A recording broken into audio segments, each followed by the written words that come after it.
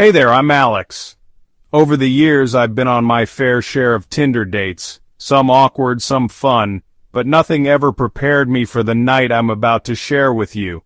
A night that started with a casual match and ended with an experience I still can't quite explain.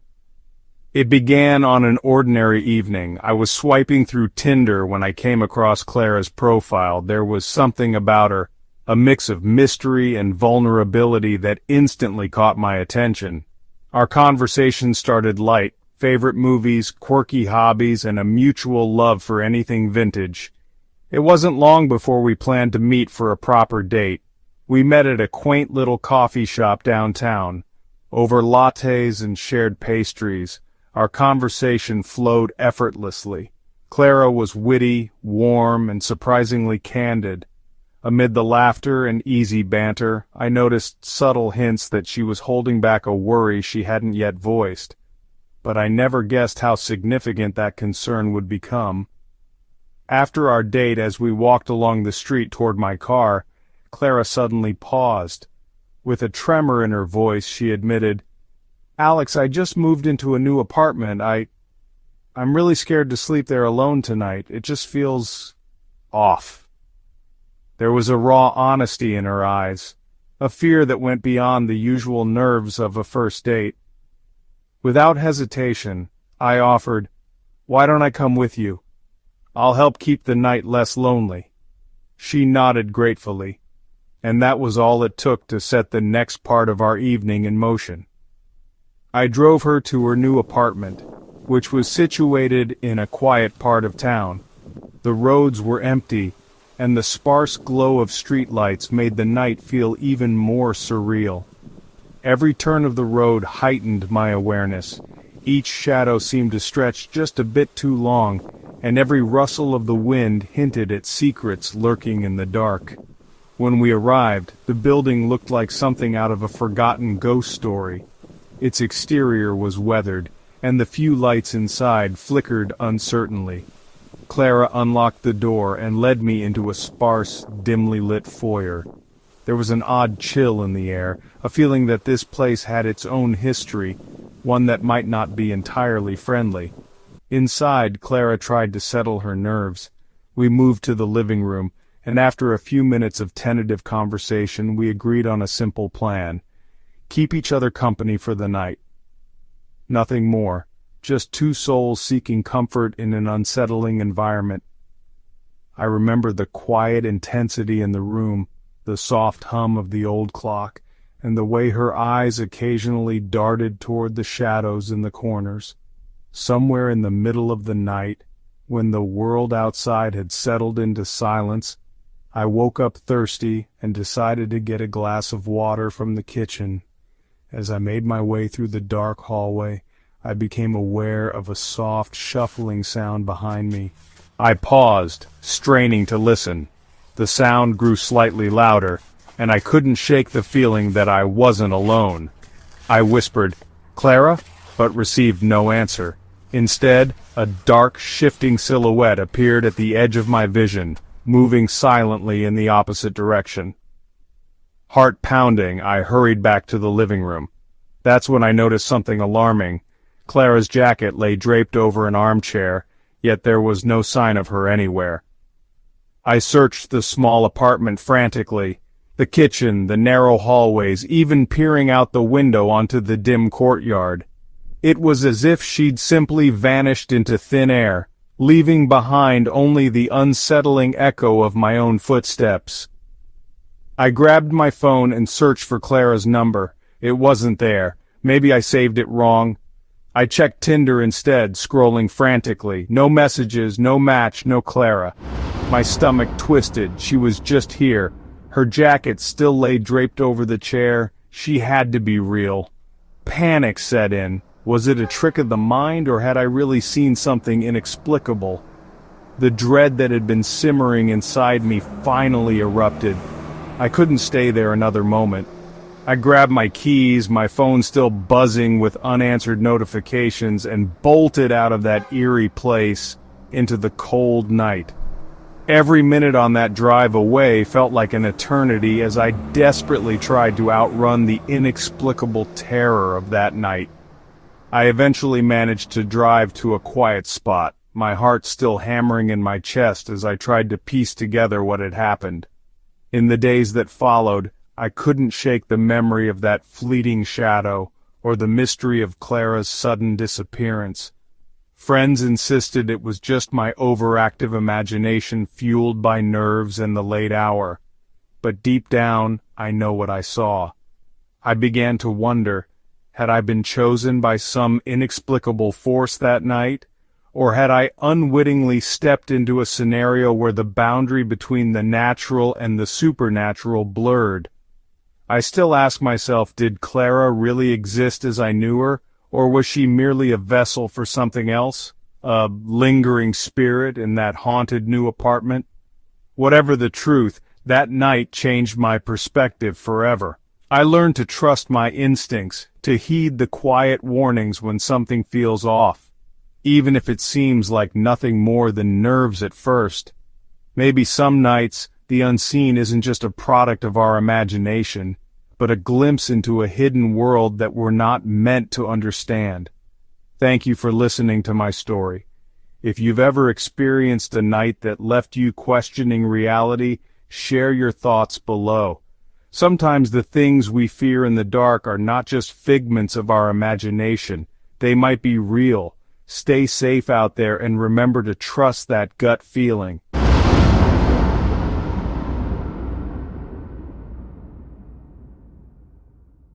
Hi, I'm Sophia. Today I want to share something deeply personal, an experience that changed how I view trust and safety in dating.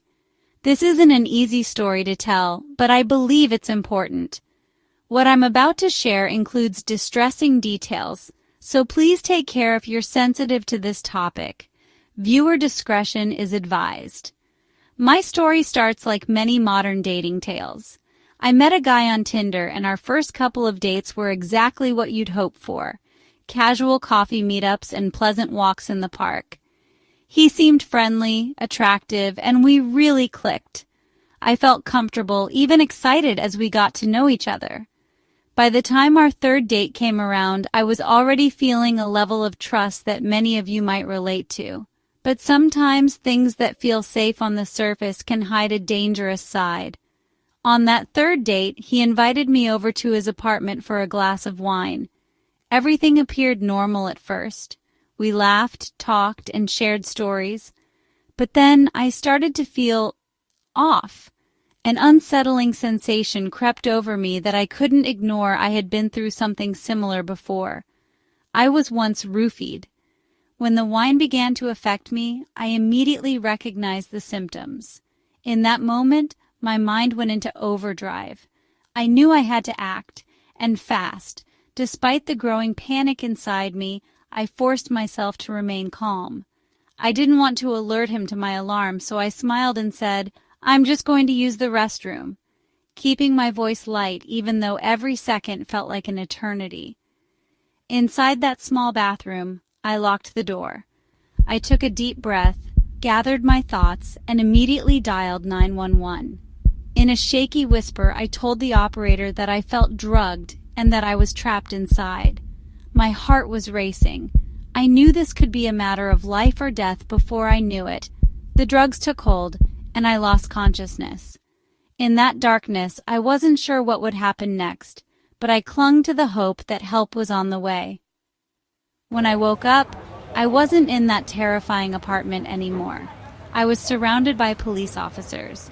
I was still heavily drugged, slipping in and out of consciousness, but their presence was my first real sign of safety. I remember the officers covering my head with a bag. At the time, in my haze, I wasn't sure if I was dreaming or if it really happened. Later, when I was taken to the police station and asked to recount every detail, they confirmed it was real. They explained that they had placed the bag over my head to shield me from something absolutely horrifying in the living room, a scene so traumatic they couldn't let me see it. They said that what lay in that living room was far too disturbing for me to witness after what I had just endured. I shudder to think of what I might have seen. That simple act of covering my eyes may have spared me even deeper trauma. This experience changed everything for me. It's a reminder that even when things seem to be going well, hidden dangers can lurk beneath the surface. The man I trusted ended up in jail, but the emotional scars and lingering questions remain with me every day. I'm sharing my story not just as a catharsis for myself, but as a warning to others. Whether it's your first date or your third, always let someone you trust know your plans. A quick call or text can be a lifeline if things take a turn for the worse. If you ever feel uneasy or notice red flags, even when you think you're comfortable, please listen to that inner voice. It might just save your life.